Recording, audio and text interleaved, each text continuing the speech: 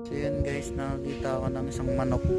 Andito ako sa silong ng puno ng nakaparking. Ayan, nagpapahinga ako habang naghihintay.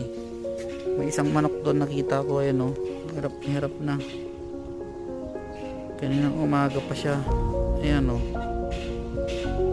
gustuhin ko man sanang lapitan at iayos yung kanyang kalagayan.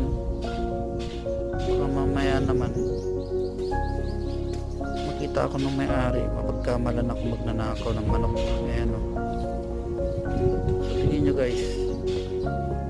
Ayan, dito ako sa parking. Nandito ako sa isang lugar kung saan bakante. Ayan, dayo lang ako dito, mahirap na.